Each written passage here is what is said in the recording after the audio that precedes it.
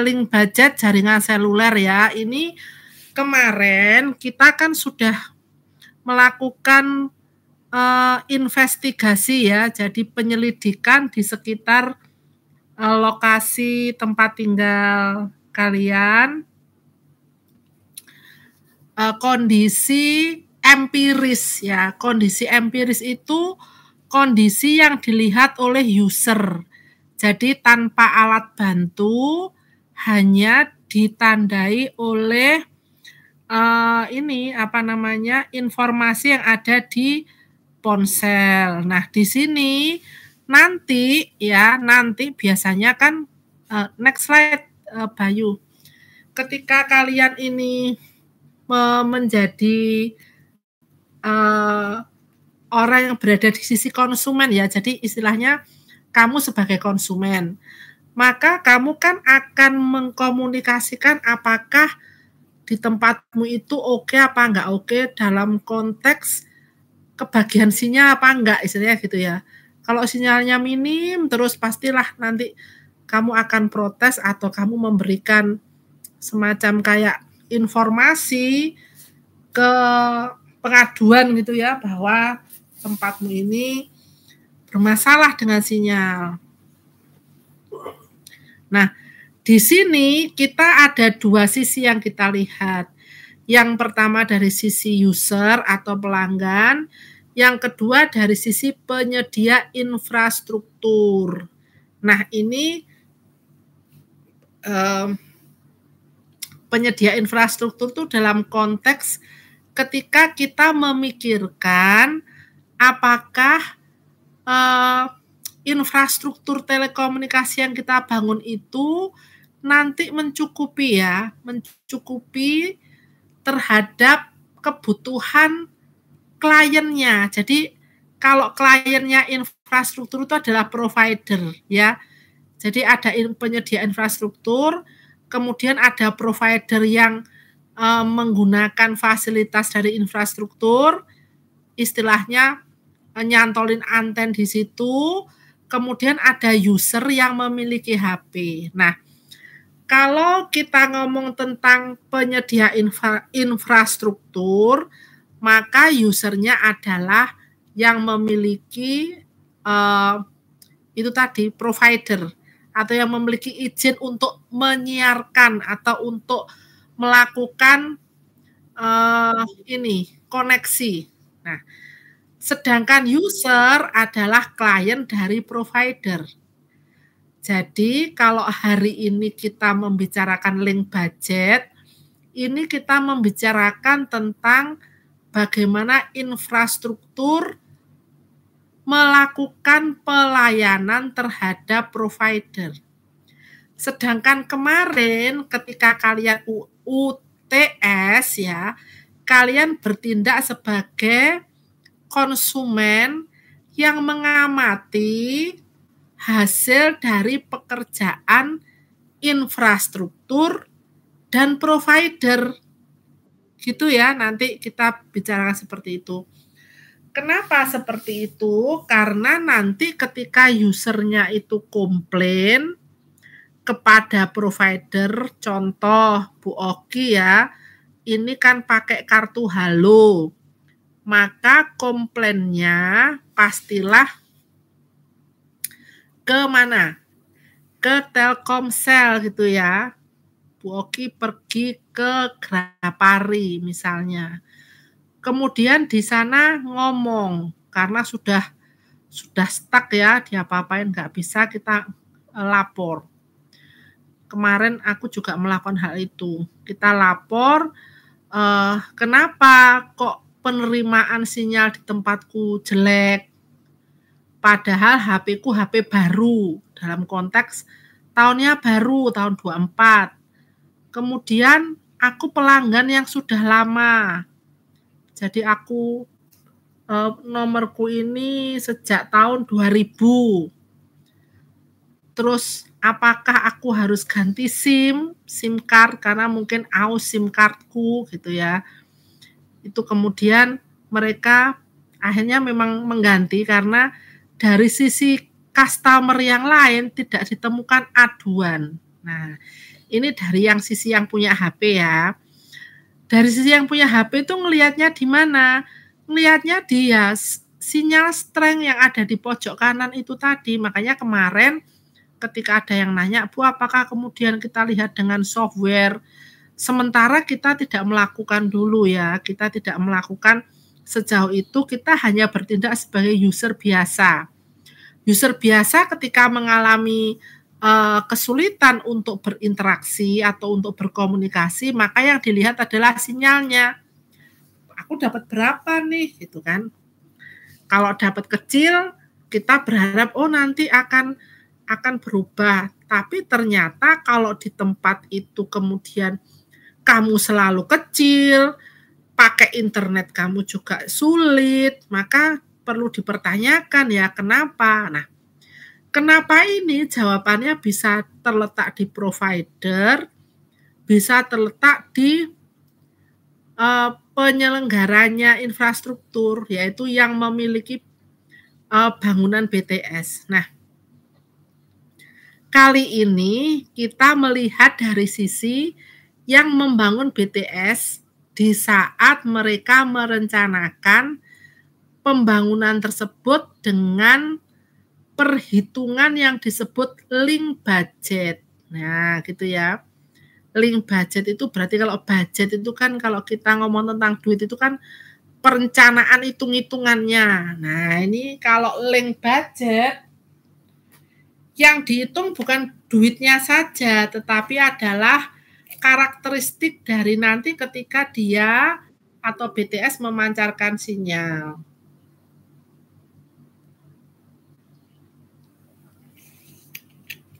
Nah, apa yang akan kita perkirakan? Kita akan memperkirakan namanya maximum load path loss. Maximum load path loss artinya path loss yang diizinkan maksimalnya berapa gitu ya. Path loss yang diizinkan dengan nilai maksimal. Umpamanya kalau kita lihat harga tuh ya harga eceran tertinggi gitu ya. Kita akan menghitung berapakah nilai path loss maksimal yang diperbolehkan pada jalur radio dari transmitter ke receiver.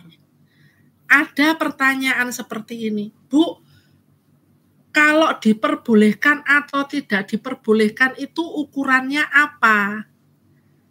Apa yang menjadi tolok ukur? Ini boleh, itu nggak boleh. Nah, tolok ukur itu nanti tergantung kepada perangkat dari kita, ya. Lu hilang, Rek. Eka hilang slide-mu. Nah, tolok ukurnya adalah ketika kita melihat sinyal yang diterima oleh user yang kita layani itu apakah berada di batas normal di mana sinyal tersebut mampu menerima dan mengirimkan informasi. Jadi apakah sinyal tersebut mampu untuk menguplink dan mendownlinkkan informasi. Jadi patokannya adalah seberapa banyak sinyal yang kita terima, di mana sinyal tersebut mampu melakukan uplink dan downlink informasi. Terus ada pertanyaan begini, jadi nggak sama dong Bu ya, kalau umpamanya kita itu artinya sama-sama memancarkan sinyal dengan kekuatan sinyal sekian dB, kemudian diterima pada satu tempat, itu bisa berbeda dengan tempat yang lain.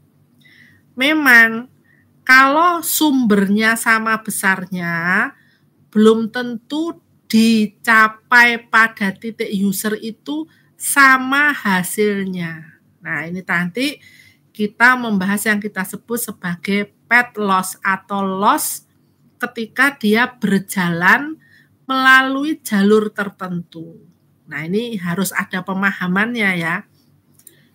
Nah, pet loss itu nanti ya ukurannya itu kalau orang common bilang gitu ya, pada umumnya SNR-nya berapa gitu ya.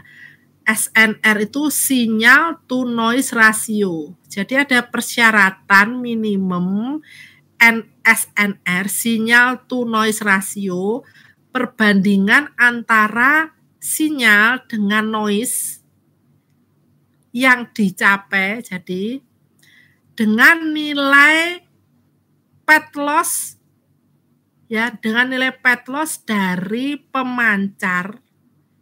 Pemancar itu berarti power transmit yang memancarkan tadi pada saat uplink dan downlink.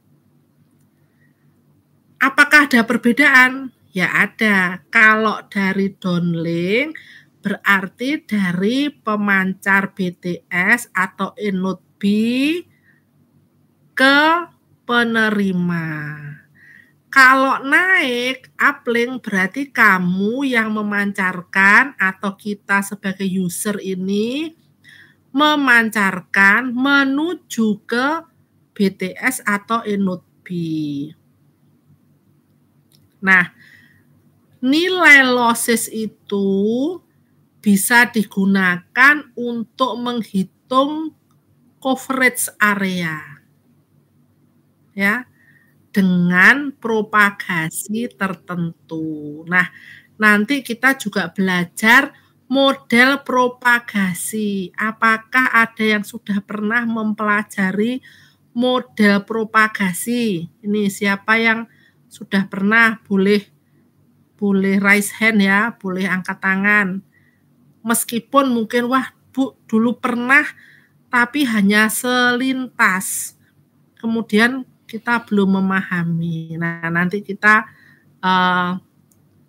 ulik lagi ya, kita kulik lagi, kita selami lagi, karena ternyata kalau kalian itu mau bikin ya harus ada perencanaan ini sebelumnya. Jadi tidak asal langsung, wah aku kalau gitu aku kasih di sini ya, nanti BTS-nya di sini kemudian memancar di seputar ini, kira-kira ini pasti muat semua. Belum tentu ya. Jadi saat sebelum kita melaksanakan proyek itu harus mateng perencanaan link budgetnya, karena meskipun sudah mateng, ketika kita ngomong di atas kertas itu masih judulnya masih perencanaan. Existingnya belum kita tahu. Karena existing tentang sinyal itu bisa tidak sama seperti apa yang kita pikirkan. Kita mikirnya sinyalnya oke, lossesnya sudah bisa ditanggulangi, istilahnya kita sudah di bawah threshold, ternyata sampai di lapangan ada sesuatu sehingga daerah itu tetap tidak terlayani dengan baik. Apakah mungkin? Bisa saja, nanti ada faktor-faktornya ya. Kita pelajari kalau kita sambil melihat model propagasi. Nah, di sini ternyata dari link budget juga kita bisa melihat atau melakukan perencanaan ya. Mestinya itu bukan melihat saja, tapi merencanakan ukuran selnya berapa gitu ya. Ukuran selnya berapa, kemarin kan ada ganjil ya, 3, 5, 7 gitu ya, dengan masing-masing ukuran tertentu ya, apakah dia piko atau apakah dia mikro atau makro gitu kan. Nah, dari ketika kita bisa melihat seperti ini, maka akan kita pelajari nanti juga ngerencanain ukuran sel itu menjadi salah satu yang dimungkinkan. Sehingga kalau kita ngomong taruh kata ya, kamu mengcover untuk seluas 1 Surabaya. Nah, Surabaya luas banget. Zaman dulu waktu masih awal-awal, oh cuman Surabaya Pusat saja yang perlu BTS karena yang kiri kanan belum gitu ya. Jadi nggak terlalu banyak, ya udah kita bikin satu tempat satu, mungkin Surabaya Pusat, Surabaya Utara, Surabaya Selatan, Surabaya Timur, Surabaya Barat. Utara, Selatan, Timur, Barat, Pusat 5 gitu ya. Tapi ketika customer sudah nambahnya banyak gitu ya, nggak bisa kita bertahan 5. Ukuran sel kita ternyata tidak bisa seperti yang dulu. Kenapa? Karena kalau customer banyak, maka kita akan menemukan permasalahan tentang berapakah kemampuan satu BTS itu untuk mengcover. Nah, itu ya. Jadi, apakah sinyalnya ngatasi gitu kalau bahasanya Jawa ya. Nah, di sini kalau di dalam slide ada gambaran, ada Lmax uplink sama Lmax downlink. L itu singkatan dari loss atau hilang. Jadi ketika kita mengamati jalurnya, itu ada tulisannya daya transmit atau TX power. Jadi dari pemancarnya itu punya daya berapa, ditambah ada gainnya berapa. Jadi kalau dari daya pancar itu ya, daya pancar yang kamu letakkan di BTS,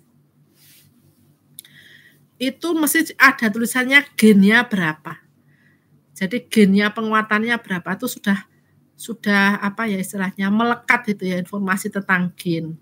Nah, kemudian ada informasi tentang losses atau margin. Losses itu kira-kira begini informasinya.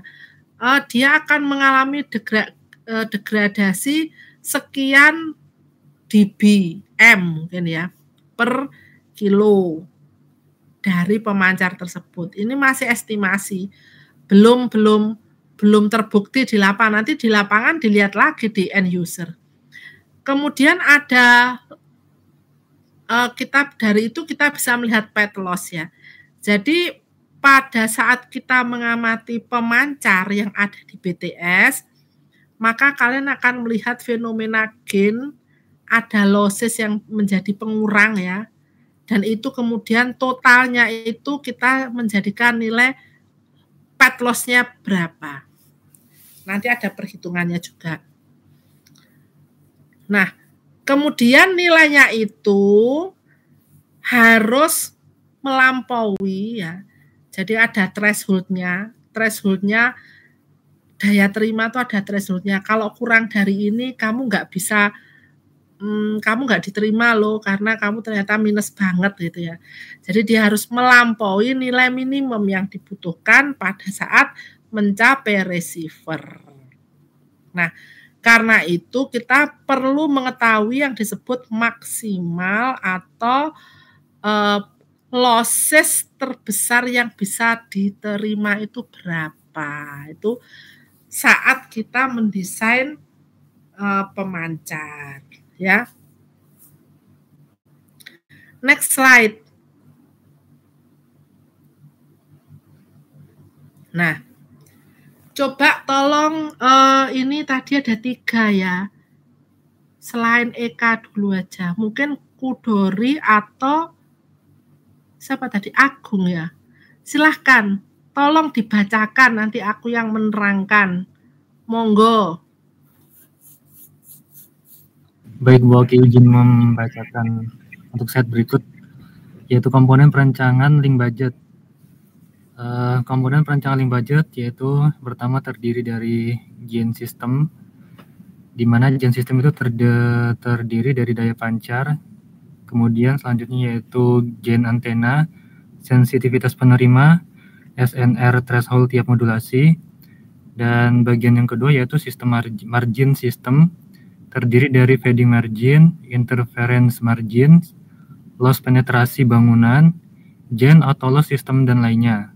Kemudian bagian yang ketiga yaitu radio cell, terdiri dari model propagasi, frekuensi operasi, tinggi antena, pemancar atau penerima, dan selanjutnya yaitu jarak referensi. Iya, Jadi nanti kalau merencanakan link budget, ada 3 yang harus kalian memori. Nah ya, apa yang pertama? Yaitu gain system, sistem penguatan. Ya. Kemudian ada lagi yang kita sebut margin system. Terus terakhir radio sell. Jadi ketika kamu merencanakan atau saat tim kita itu bertugas merencanakan link budget ya, karena tidak mungkin satu orang, maka yang akan kita amati atau yang menjadi bagian dari perencanaan adalah gain system ya, yang meliputi pertama daya pancar. Kemudian ada gain antena. Nah, ini kan berarti semuanya tugasnya siapa ini kalau ini? Ini tugasnya penyedia infrastruktur ya. Kemudian ada sensitivitas penerima. Maka sensitivitas penerima itu ya rata-rata, karena kita kan tahu merek HP ini sensitivitasnya berapa gitu kan secara gadget. Kemudian ada yang namanya SNR, sinyal to noise ratio, threshold tiap modulasi. Nah ini kalau hari ini ya berarti pakai apa Bu? Oh FDM, kenapa 5G gitu kan sudah jelas ya. Jadi sinyal to noise rasionya berapa gitu, akan punya batasan ketika kita membutuhkan istilahnya membutuhkan daya yang digunakan untuk melakukan modulasi dan demodulasi. Kemudian yang poin kedua adalah kelompok, ini ada yang kelompok margin system. Margin itu berarti rentangnya ya, margin system. Sistemnya itu ya berarti sistem pemancar penerima gitu ya.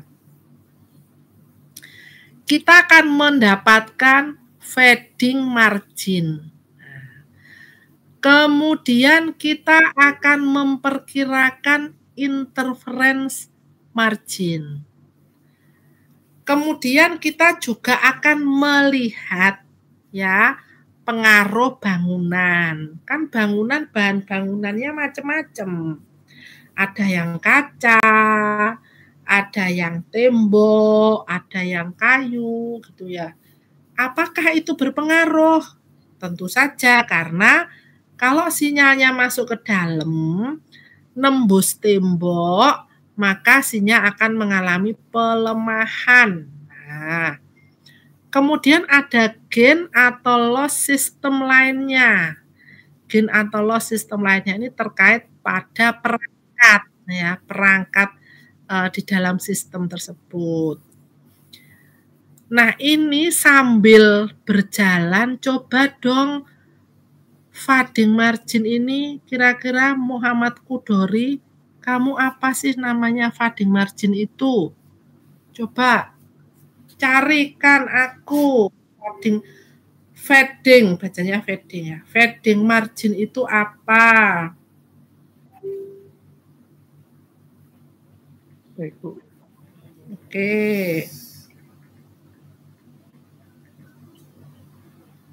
Feeding margin itu cadangan daya sinyal ya Bu ya? Setelah cadangan daya. Bukan, ini terkait yang mengurangi.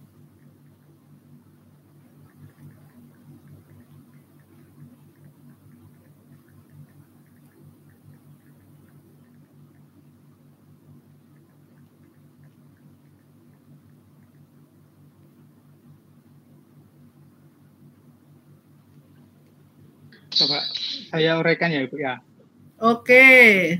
Ya. Jadi feeding margin merupakan salah satu nilai tambahan yang diberikan dalam perancangan sistem komunikasi nirkabel untuk mengkompresikan penurunan kualitas sinyal akibat fenomena funding.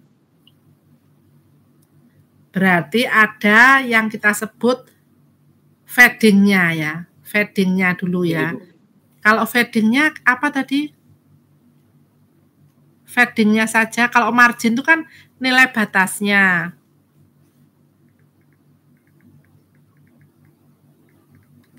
Apa tadi? Jadi margin adalah suatu nilai tambah yang diberikan dalam perancangan sistem komunikasi nirkabel untuk mengkompensikan penurunan kualitas sinyal akibat fenomena fading. Fading sendiri adalah variasi, ya Bu. Variasi apa? Adalah variasi atau fluktuasi sinyal yang diterima, yang disebabkan oleh perubahan lingkungan. Nah, ada clue-nya apa?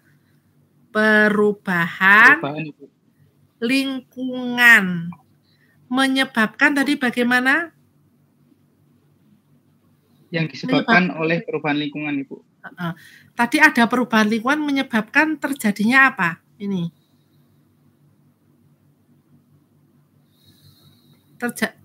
Kalau ada perubahan lingkungan, maka terjadi perubahan apa?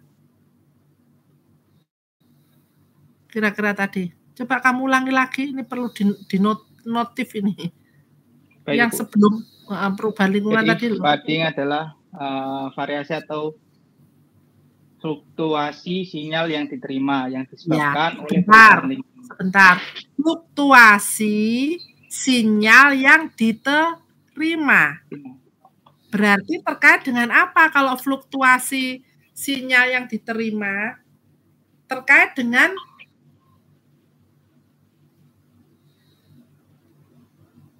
tadi terkait dengan apa? Perubahan. Kalau fluktuasi itu kan berarti naik turun ya. Iya, betul ya. Ya, fluktuatif itu kan nggak mesti gitu, naik turun, naik turun, naik turun. Nah, naik turunnya tadi itu disebabkan oleh lingkungan. Tadi bilang gitu ya? Iya, Bu. Nah, ini harus dinotif lagi. Ternyata ketika sebuah sinyal itu saat berjalan, saat transmit, dia melewati lingkungan yang bervariasi. Nah, ini ya, lingkungan yang bervariasi, maka dia akan mengalami naik turun. Naik turun apa? Nilai sinyal yang diterima tadi. Jadi nggak sama. Meskipun BTS-nya sama, tetapi saat bersamaan itu 5 orang berada di 5 penjuru mata angin umpamanya gitu. Ya beda-beda, bisa sama, bisa berbeda mutlak, bisa berbeda tipis karena ada nilai fluktuatif atau nilai yang karena ada variasi lingkungan tadi hasilnya beda-beda. Hasilnya apa sebetulnya? Hasil apa? Hasil dari losses yang hilang, losses ya hilang ya, hasil dari sinyal yang hilang.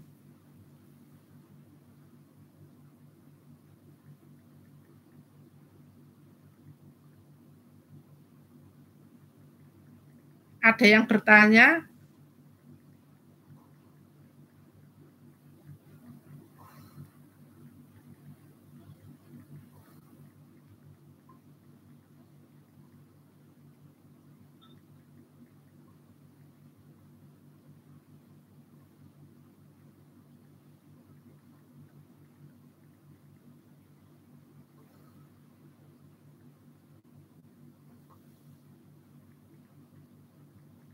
Oke ya, berarti sudah ya.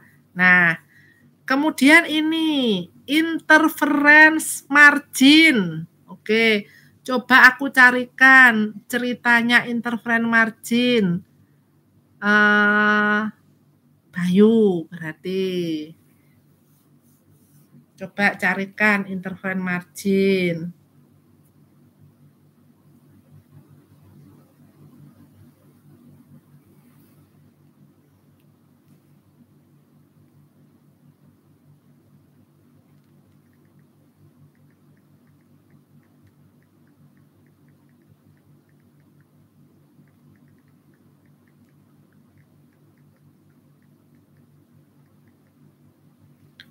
Apa arti interference?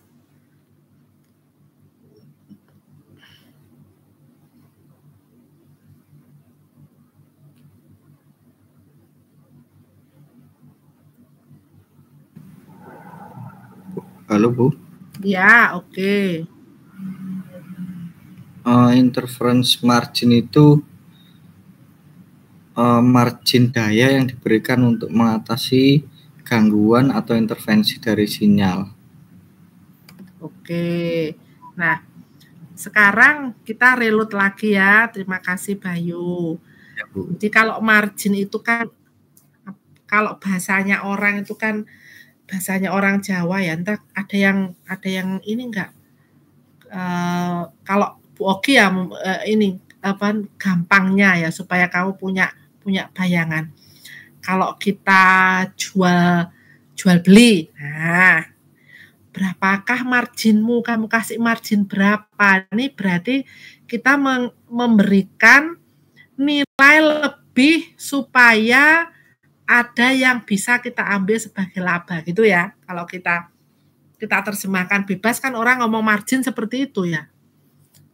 Nah, ternyata dalam perencanaan link budget ini kita sama. Jadi umpamanya kalau dulu yang terkenal itu kayak jualan Tupperware nih ya, cerita jualan Tupperware. Marginnya 30%, Bu.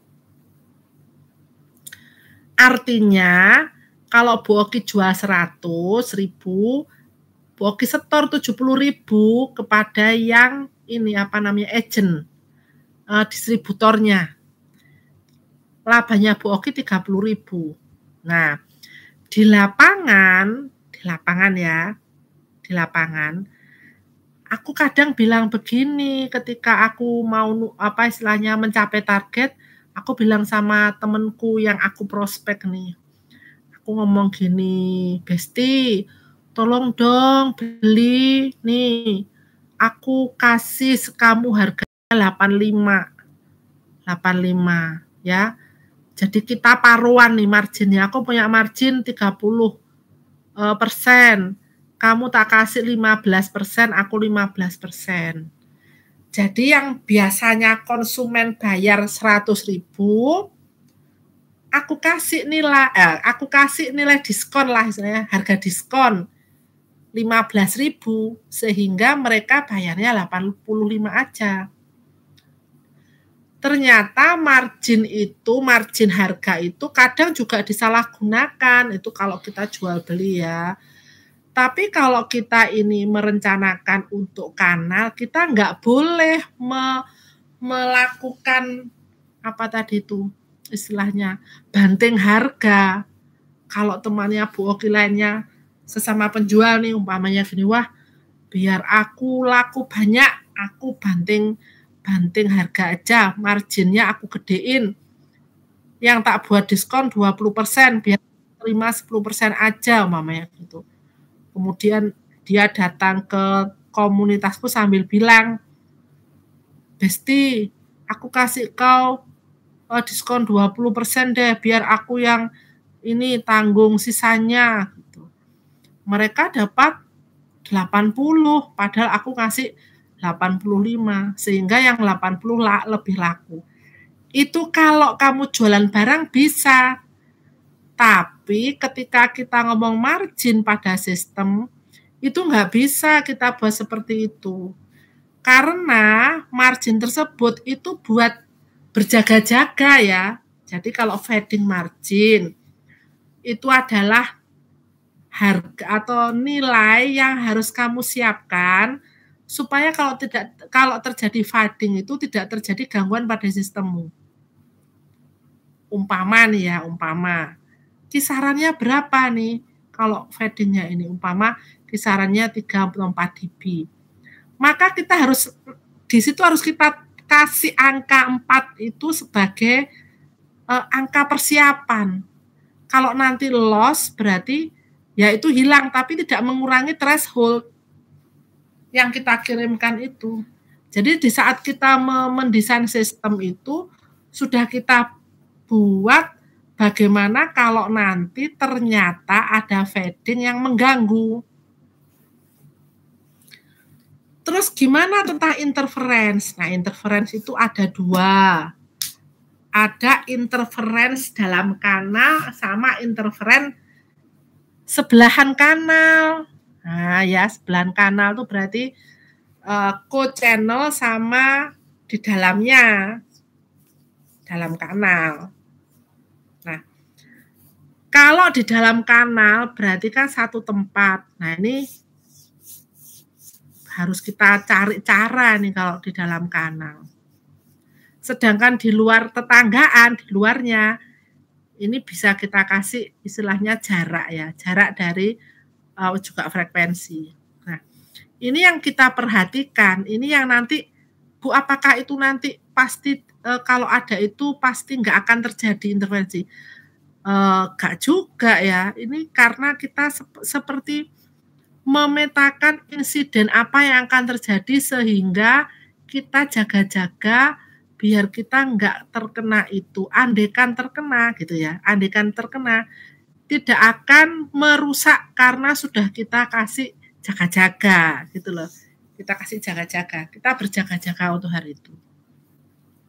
Nah, kemudian ada loss penetrasi bangunan. Nah, ini loss penetrasi bangunan bagian juga seperti itu.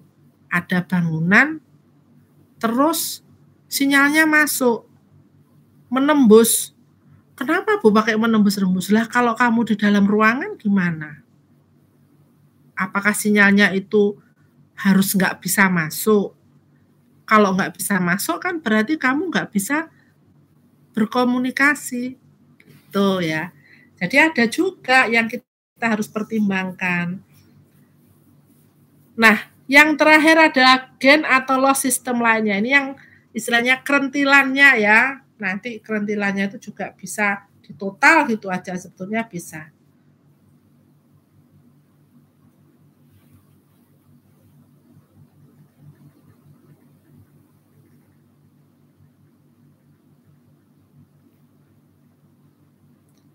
Sampai di sini ada yang tanya.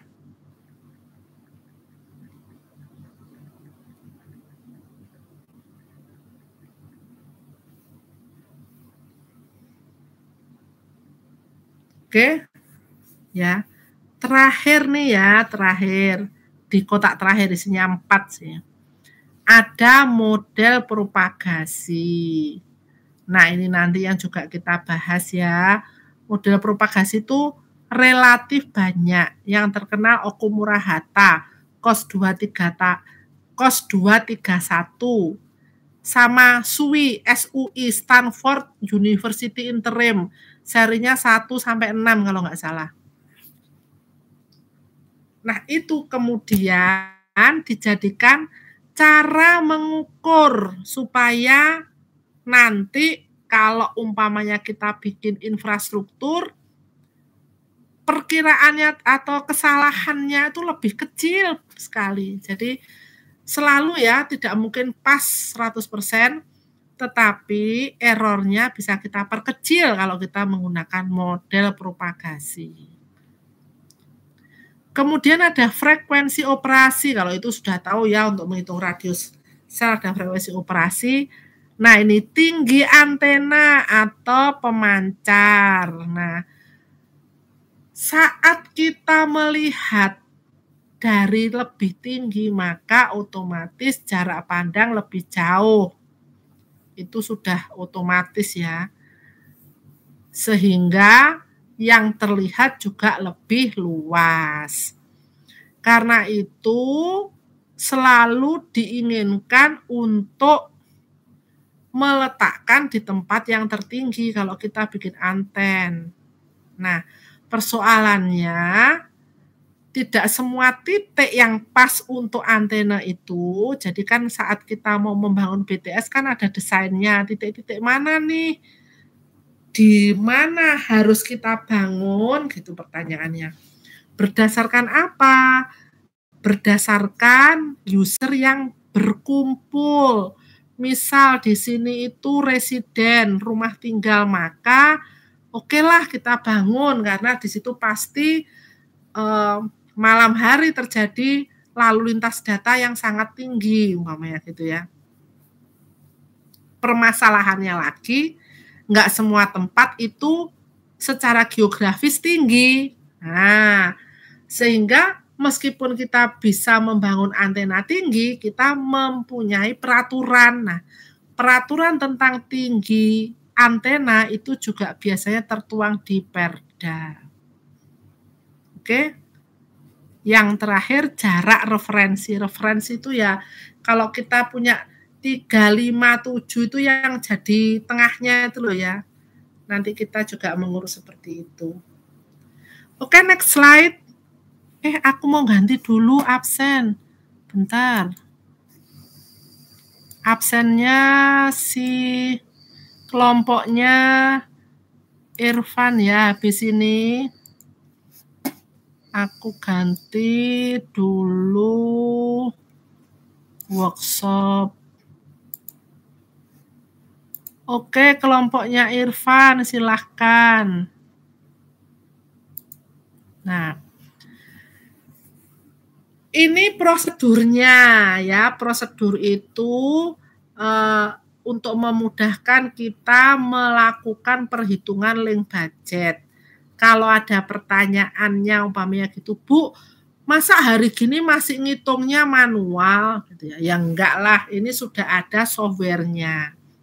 Permasalahannya ketika di software kalian enggak tahu apa yang kemudian akan dihitung karena dia akan mengambil data sendiri dan menghitung sendiri. Nah, coba aku minta tolong ya, tadi 1, 2, 3, sekarang balik lagi, berarti 3, dari 3 ini silakan siapa yang akan mengawali ini, tadi semua sudah kan, sekarang putaran kedua, entah Kudori, entah Agung, entah Eka, silakan membacakan ini prosedur link budget. Saya, Bu. Silakan. Untuk prosedur link budgetnya itu yang pertama ada input data, kemudian start, kemudian ada kalkulasi UL atau DL, MAPL, kemudian apa Mas UL, DL, MAPL? UL nih uplink sama downlink ya. MAPL maksimum pet loss. Oke. Maksimum pet loss. Kemudian ada di kalkulasi uplink cell radius, kemudian ada kalkulasi downlink cell radius, kemudian ada balance cell radius, kemudian ada kalkulasi set coverage area, kemudian kalkulasi set number, selesai. Oke ya. Jadi kalau kita ini auto tuh kalau alatnya itu bisa mendeteksi ya, umpamanya kayak disambungkan sama HP gitu ya, mendeteksi berapakah downlinknya, berapakah uplinknya, maka kita akan melakukan perhitungan, kemudian masuk ke sebelah kanan, bisa dihitung apa tadi itu? Radius sel saat downlink, radius sel saat uplink. Nah, kira-kira yang lebih sulit tuh mana? Downlink apa uplink? Menurut logikamu. Siapa yang berani menjawab? Naik apa turun?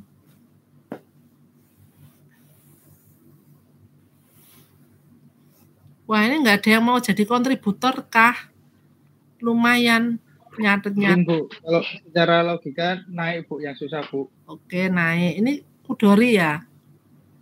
Iya, Ibu. Ya, kalau Kudori warga sendiri ya tidak pakai nyatet ya. Oke, nah di sini setelah itu kita melihat kenapa dibedakan ya, karena naik atau turun tadi pertama mempunyai perbedaan kebutuhan. naik itu lebih sulit daripada turun gitu ya. Ada balance cell radius, melakukan balancing, penyeimbangan. Nah, kamu lihat yang sebelah kiri ya, saat kita menghitung uplink downlink dengan maksimum path loss, kita disebut melakukan link budget ya, yang sebelah kiri itu loh. Saat kita menghitung uplink downlink dan radius sel, sekalian melihat luasannya itu, keseimbangan luasannya uplink downlink itu, maka kita mempelajari propagasi. Dan saat kita menghitung coverage area dari satu site, maka kita menghitung coverage. Jadi sebetulnya kalau dilihat dari rangkaian kegiatan yang dilakukan oleh seseorang yang berurusan dengan perencanaan telco, maka proses link budget ini terletak di awal sendiri, paling awal sebelum kita melakukan tindakan lanjutan. Nah, di sini akan terlihat bahwa menghitung jumlah site atau jumlah berapakah coverage yang bisa dibangun gitu ya, jumlah site yang bisa kita dapatkan, harus melewati prosedur menghitung uplink dan downlink dulu, sekaligus memetakan berapakah nilai lossesnya. Itu ceritanya. Next. Slide berikutnya. Nah, kelihatan ya ini ya. Nah, ini kelihatan. Kita bisa mempunyai bayangan di saat yang satu judulnya naik. Nah, naik ya, uplink. Nanti yang berikutnya downlink pasti ya. Ada user equipment yang akan melakukan sambungan. Dia menghubungi BTS ya. Di gambar itu dijelaskan ada yang disebut penetration loss. Dari mana? Ya karena yang menghubungi tadi seperti Bu Oki ini komunikasinya di dalam kamar lewat ruangan yang pakai batu bata. Nah, jadi ada yang masuk, sinyalnya masuk ke dinding. Melewati dinding kalau mau keluar. Terus ada kabel loss. Kabel loss itu ketika kita bangun BTS, antena sama ini ada rumah bawahnya itu ada power hose-nya ya. Power hose-nya itu pakai kabel. Oke. Ada ceritanya tentang losses-nya kabel. Ada anode B receive sensitivity, itu ukuran sensitivitas perangkat receiver. Kemudian ada antena gain. Nah, ini ada di antenanya ya. Antena gain. Nah, kalau dari cerita ini kita bikin semacam diagram, maka ada user equipment transmit power, kemudian naik lagi ada user equipment antena gain ya, yang ada panah-panahnya hijau itu. Ada lagi yang disebut gain-gain lain yang dibangun oleh sistem itu. Dari situ ya, yang hijau-hijau terang itu gain, dari situ akan turun nilainya karena ada fading margin. Ada lagi interference margin. Ada lagi body loss. Ada lagi penetration loss. Ini yang mengurangi semua. Dan yang terakhir pet loss. Pet loss itu saat dari rumah mau masuk ke BTS. Nah, di sini ngangkatnya lagi dikasih tambahan lagi ketika kita membahas tentang antena gain dari E node B. Tapi juga dikurangi lagi E node B cable loss dan E node B receive sensitivity hasilnya itu. Dari gambar ini saja ya, kita lihat ternyata kalau gain itu menambahi, menguatkan, margin itu yang sudah kita tahu akan berkurang ya. Kemudian yang loss ini benar-benar nggak bisa kamu prediksi. Ini karena benar-benar variabel lingkungan ya ini. Padahal tadi ada fading margin, Bu. Sinyal berubah-ubah karena lingkungan. Iya, betul. Tapi yang pet loss ini lingkungan yang lebih kompleks lagi yang nggak bisa kita petakan atau nggak bisa kita kasih persiapan dulu, nggak bisa. Kenapa seperti itu? Ya karena di situ ada dinamika antara usermu itu berjalan juga, kemudian antara user dan user juga mengalami sesuatu ya, ada deket-deket, kemudian ada simpangan, ya sehingga lossesnya dan interference marginnya itu bisa berubah-ubah.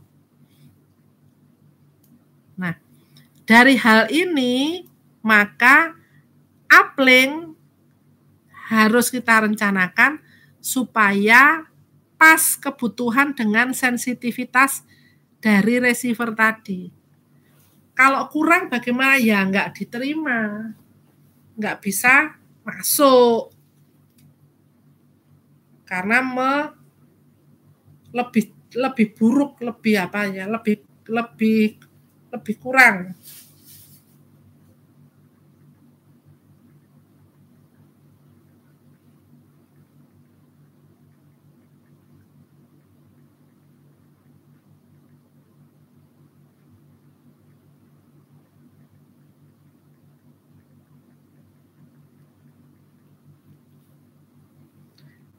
Dari sini ada pertanyaan.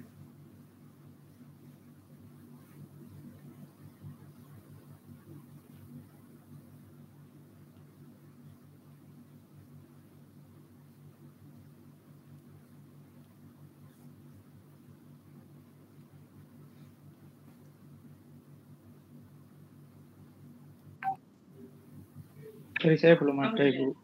Oke, terima kasih ya. Lanjut lagi, mungkin satu kali lagi. Nah, ini downlink. Yang downlink ini pas sinyalnya masuk ke rumah, sama sih sebetulnya.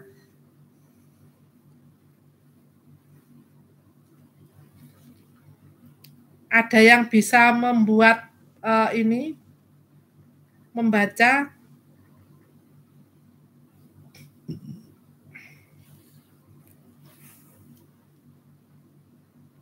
Siapa yang berani membaca? Nah, membaca downlink ini. Ada yang berani nyoba? Tadi siapa yang sudah baca ya? Kak Bayu sudah 2 kali. Oh, kurang Agung ya? Agung, kamu belum 2 kali. Iya, Bu, baru sekali, Bu. Ya, oke, silakan. Baik, izin coba menjelaskan, Bu, untuk model downlink. Ya, di mana dari E node B transmit power di sini mengalami pelemahan dikarenakan adanya cable loss dan kemudian mengalami kenaikan atau penguatan lagi itu disebabkan karena adanya antena gain atau sistem penguatan dari antena itu sendiri. dan kemudian ini penguatan lagi yang disebabkan dari order gain atau dari penguatan dari sistem-sistem lainnya, Bu. Kemudian dari step ini mengalami penurunan lagi atau pelemahan lagi yang disebabkan oleh slow fading margin tadi. Kemudian mengalami pelemahan lagi dikarenakan karena disebabkan oleh interference margin, dan kemudian mengalami pelemahan lagi. Kalau dilihat dari grafiknya di sini, pet loss itu yang berpengaruh besar terhadap ini ya, Bu ya, terhadap pelemahan sinyal ini, Bu ya. Iya, betul. Ya, karena dari interference margin ke penetration margin ini ada grafik yang cukup terjun cukup jauh dari interference margin ke penetration loss, dan kemudian dari penetration loss mengalami pelemahan lagi disebabkan oleh adanya body loss. Kalau body loss ini, Bu, mungkin seperti apa, Bu ya? Mungkin itu yang disebabkan karena dari perangkat body loss itu kayak ini, Mas. Kalau kita itu menggunakan logam-logam ketika kita menyusun struktur antena atau menyusun struktur BTS, itu ada yang masuk ke situ, ada yang istilahnya energinya masuk ke situ, ya. Jadi kayak kalau umpamanya kita pegang barangnya itu jadi agak anget gitu ya, istilahnya dalam bahasa awamnya itu masuk ke situ gitu loh, body loss. Oh ya, baik, Bu. Kalau misal contohnya seperti parabola, itu dari body loss itu contohnya seperti kerapatan dari parabolanya itu gitu, Bu ya? Ya piringnya, ya apanya itu, feedernya, itu kan ada ininya ya, ada. Oh ya, baik, Bu. Ada konduktornya kan, logam kan. Nah itu, karena sejatinya ketika kita mengeluarkan sinyal itu kan energi juga yang punya nilai kan, energi yang punya nilai. Kalau dari kebersihan perangkat itu berpengaruh tidak, Bu, kalau misal perangkatnya kotor, banyak debu atau sebetulnya kalau perangkat kotor, pengalaman tuh enggak ngaruh ya kalau perangkat kotor tuh, karena kotornya tuh kan makro ya, sedangkan sinyal tuh kan masuknya taruh kata lah dilewatkan tembok aja bisa. Iya, Bu, benar. Iya kan? Jadi kan makro, jadi di luar aja. Nah, ini ya cerita tentang yang namanya uplink downlink ini. Nah, laboratoriumnya Bu Ogi atau riset grupnya Bu Ogi ini lagi apa ya istilahnya? Lagi mencari peluang untuk bisa memanen. Nah, ini ceritanya. Memanen energi yang keluar saat uplink sama downlink dari anode B. Ceritanya ada salah satu teknologi yang kita sebut teknologinya itu energy harvesting.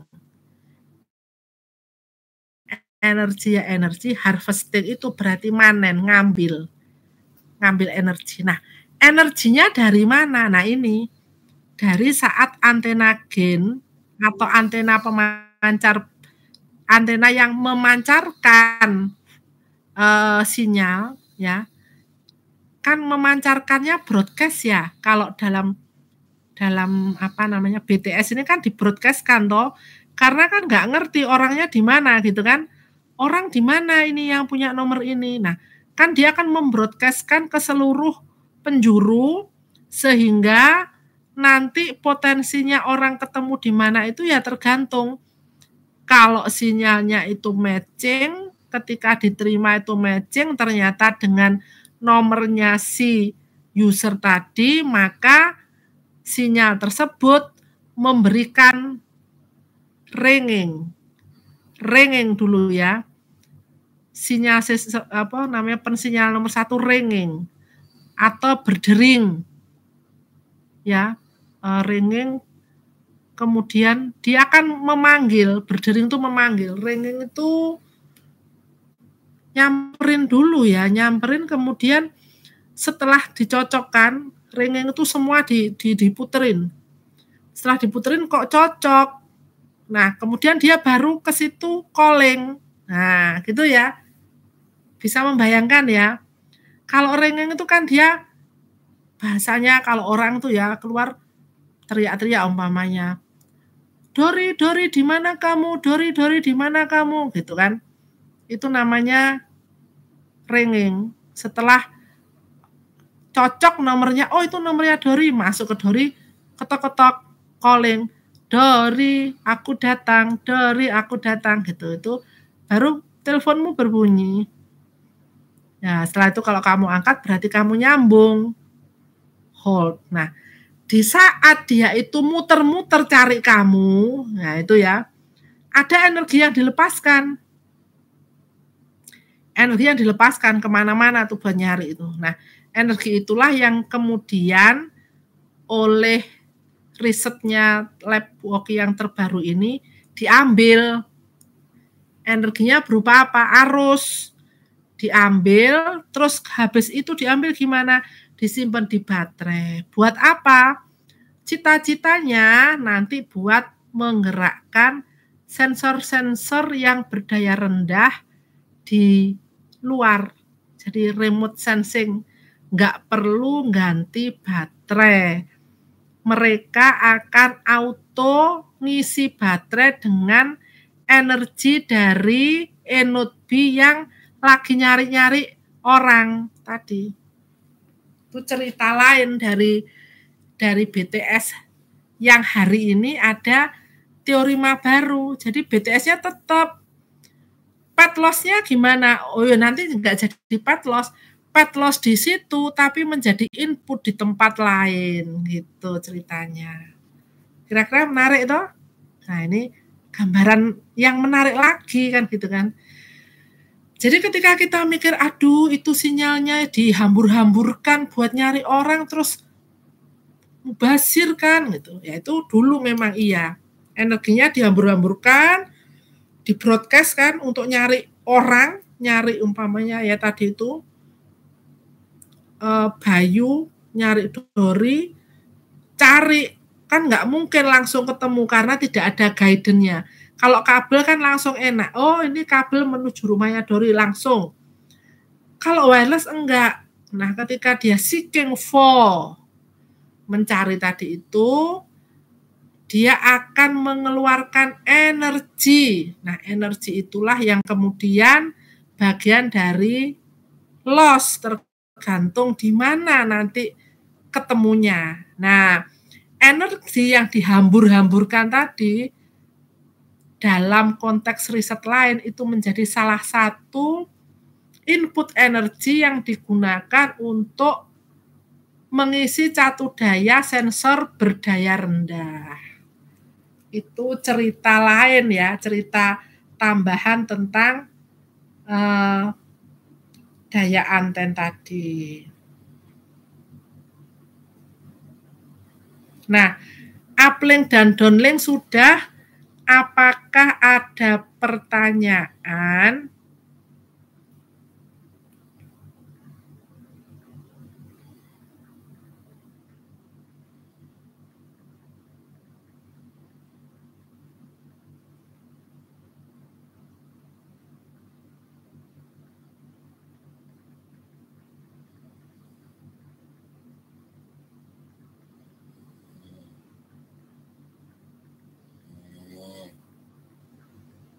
Tidak ada ya, silahkan. Kalau ada silahkan. Kalau sudah tidak ada kita next. Satu slide lagi kayaknya. Nah, ini aku open untuk yang orang lain. Adakah yang mau mendapatkan kredit point? Bukan kredit.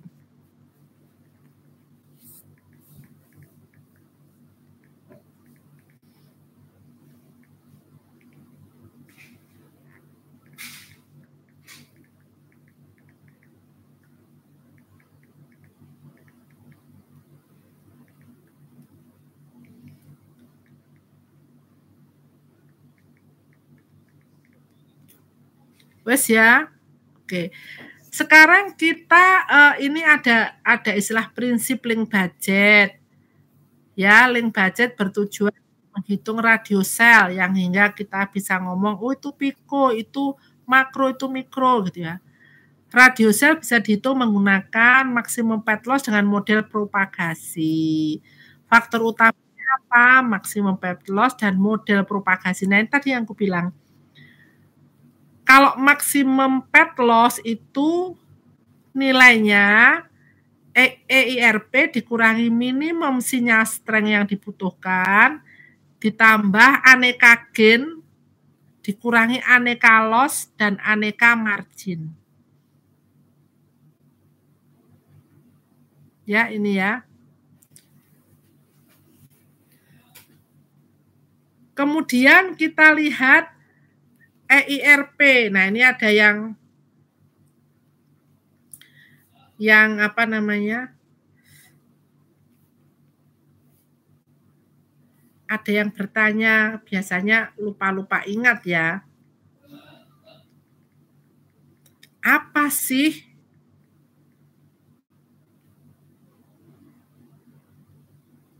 EIRP itu? Jadi di sini kalau EIRP itu kan ngitungnya maksimum transmit power, dikurangi cable loss, dikurangi body loss, ditambah antena gain. Itu EIRP adalah equivalent isotropic radiated power. Jadi daya radiasi isotropis ya. Daya radiasi isotropis yang dikeluarkan oleh antenanya. Antena dalam hal ini terkait oleh antena ya. Kenapa kok yang terkait oleh antena? Ya karena kita hitungannya antena semua.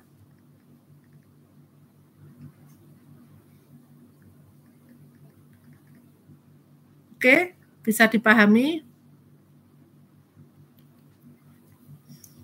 Nah, di sini sebetulnya kalau ini ya MSSR itu adalah ketika kita berhubungan sama radar ya. Radar itu berarti ya radar itu singkatan ringing, biasanya terletak di bandara ya. Yang di bandara pasti tahu radar. Nah, ketika kita ngomong tentang radar itu kita akan menghitung yang namanya monopulsa ya. Secondary itu berarti sekunder. Surveillance radar itu akan dihitung dengan memasukkan nilai sensitivitas receiver dikurangi antena gain ditambah cable loss, body loss, dan interference margin. Berbeda ya, berbeda cara mikirnya.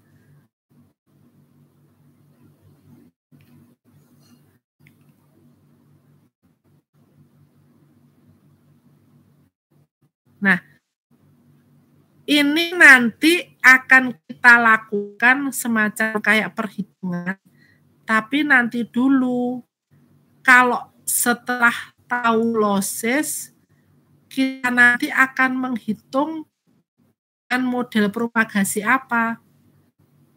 Mengapa perlu model propagasi itu disertakan? Agar kita bisa mempunyai gambaran ya, gambaran losses ketika lingkungan itu berubah-ubah. Nanti kita juga bahas untuk apakah COS 231 HATA model, untuk apakah Okumura HATA model gitu ya. Ini rumusnya, jadi aku nggak perlu baca. Nanti kalau perlu dimasukkan, yang perlu dibaca adalah LU lossesnya, C-nya nanti kita tahu, C-nya itu konstantanya. Kalau angka-angka ini dapat dari mana, Bu? Angka ya. Jadi konstanta angka ini namanya konstanta, ya ditetapkan. Jadi rumusnya seperti itu.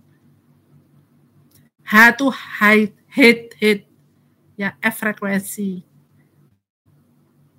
Ini IG ini singkatannya, oke nanti kita lihat. Next, satu slide lagi.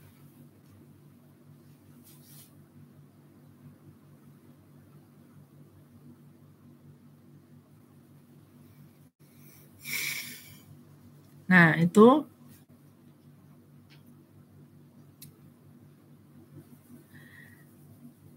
aku ingin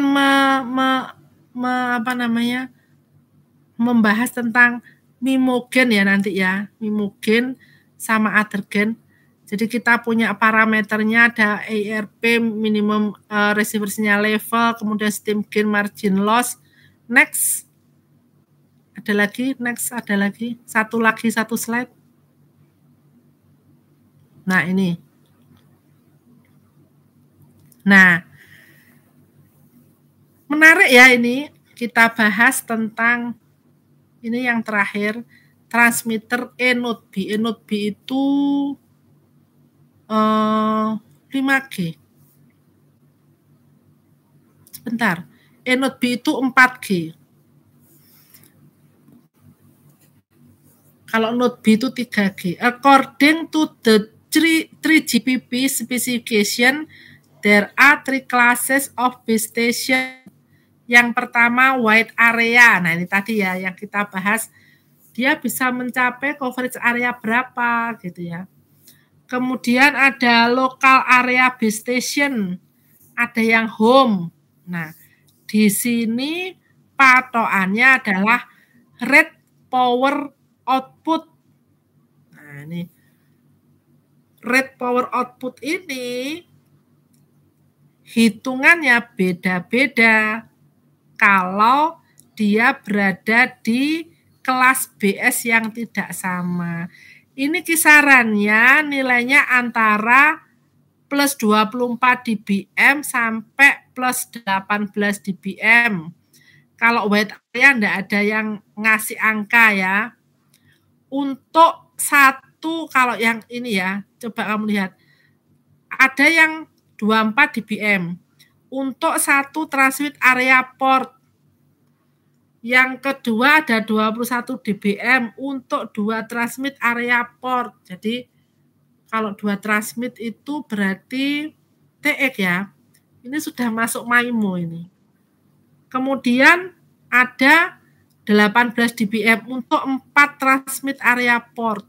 Nah, ini ternyata beda-beda ya antara 1, 2,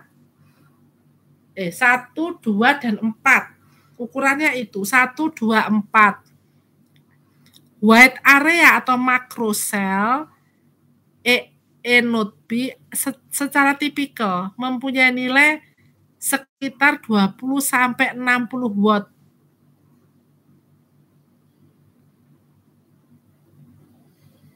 Untuk pemancarnya 43 sampai 48 dBm. Itu informasinya. Kemudian satu slide lagi, rasanya kok belum komplit ini ya. Kalau mau berhenti. Nah, ini kalau mau masang anten ini sebetulnya pengennya bisa dibaca ya yang sebelah kiri ini. Kayaknya nih harus coba deh gedein sebentar. Bisa nggak ini 65 ya? Oh ya, ini frekuensi ring ya, ada electrical. Antenna gain changes with the antenna type and frequency band. Jadi nilai gainnya tuh berubah berdasarkan itu antena apa? Tipe antena dan bandnya. Jadi ada nilainya ya, ring frekuensinya satuannya mega. 8, 24, 8, 94 itu ya ada 1, 2, 3, 4, 5. Nah, Polarisasi anten itu tadi plus minus 45 derajat. Modelnya anten sebelah kanan. Kayak tepak gitu ya. Kayak kotak pensil. VSWR-nya lebih kecil daripada 1,5. Nah ini ya. Ada gen. Nah ini kan masing-masing gen berubah ya nilainya. Masing-masing tipe berubah nilai gennya. Sampai kita lihat ada ini maksimum power per combine input. Nah, ini maksimum powernya berapa? Dalam satuan watt, 500 watt. Impedannya 50. Tiltingnya electrical down tilt-nya sampai 8 derajat. Naik turun. Maksimum continuous wave input power yang sebelah sini berapa? 300. Yang sebelah sana yang makin tinggi makin kecil, 200 maksimum continuous wave.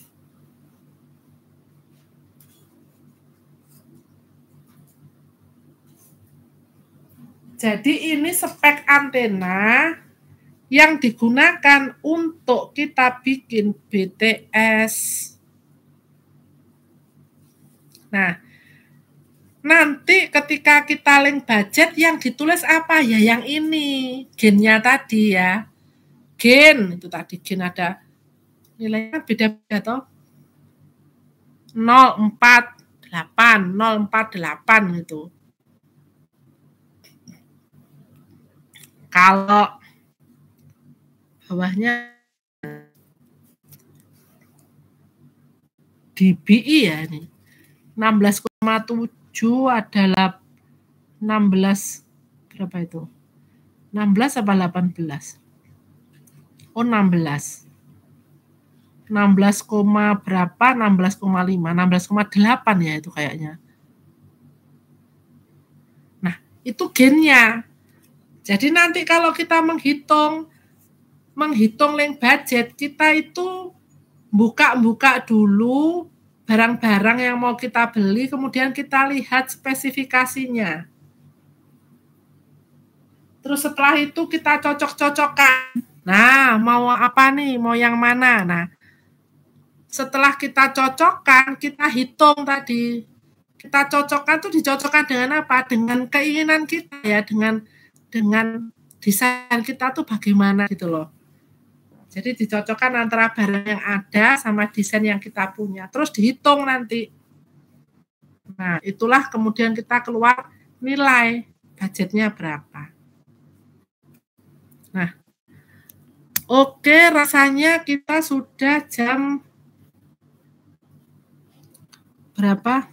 Jam 9 ya.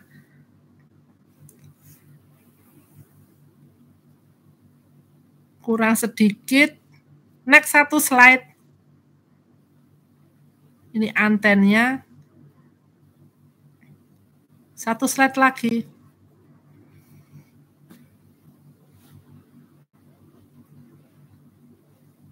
Oh, kecilkan aja kalau gitu. Nah, ini UE kategori. Nah, ini ya, kalau tadi ada yang nanya, terus gimana kalau kita mau lihat ini itunya? Nah, ini kita lihat LTE UE kategori, user equipment itu berarti HP.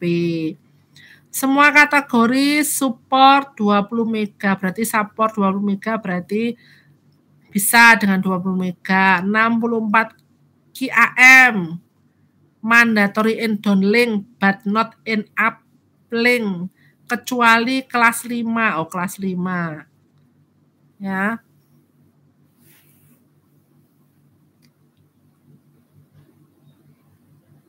Apa tadi? QAM-nya. Podo kan QAM-nya. Oh, kalau kelas 5 64 semua. MIMO-nya 2x2. Nah ya, nanti kita juga belajar apa sih MIMO itu gitu kan. MIMO 2x2. Mandatory in other classes except kelas 1. Nah, kalau kita baca baca ada 5 kelas. Bedanya apa? Bedanya di angka bawahnya. Ada peak rate, downlink, uplink. Yang paling kecil kelas 1 10/5. Uplinknya 5. Yang paling gede 300/75 mega. Nah, ini golongan input data yang nanti diperlukan kalau kita mau bikin link budget. Ada RF bandwidth. Ini yang modulasi downlink sama uplink. Yang sama ternyata cuman kelas 5. Downlink dan uplinknya sama-sama 64. QAM apa? Kuadratur gitu ya, amplitude modulation. RX diversity, jadi apakah RX-nya dibagi 2 ya, tidak 1 ya? Jawabannya ya semua karena pakai MIMO 2x2 tadi. BTS TX diversity ya, karena 2x2 itu berarti diversity MIMO. 1-4 transmitter, 1-4 transmitter, oke. 4 semua ini. Kemudian ada MIMO downlink. Downlinknya di MIMO. Kalau uplinknya enggak, dia bilang diversity. Opsional. Semua 2x2 kecuali kelas 5 4x4. Oke, kita sudah mempelajari 2 kategori hardware yang digunakan nanti sebagai input saat kita menghitung aneka ragam tadi, uplink dan downlink dari link budget. Kita kumpulin ya hal-hal yang penting dulu, terus nanti kita masukkan sebagai data input. Oke, aku akhiri yang malam ini sampai ke kategori user equipment. Ya, kita teruskan minggu depan sambil kita nyocokin kerjaan kita yang kemarin karena ada sangkut pautnya nanti sampai TA sampai UAS gitu ya. Kalau TA ya masing-masing sih, sampai UAS kita nanti punya sangkutan terhadap UTS kita. Kemarin kan pengamatan, nanti juga bisa kita sangkutkan dengan bagaimana membuat link budget ala-ala gitu kan. Kalau nanti kita bermain cosplay sebagai gitu. Nah, terima kasih untuk Eka Bayu atas share screen-nya. Kalian boleh stop share ya. Kita akhiri dulu.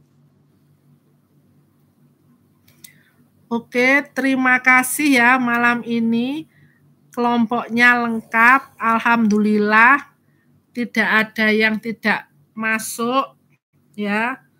Kemudian lancar juga internetnya, alhamdulillah juga. Sebelum aku akhiri, mohon maaf lahir dan batin. Kita ketemu lagi minggu depan melanjutkan bagaimana menghitung link budget ya.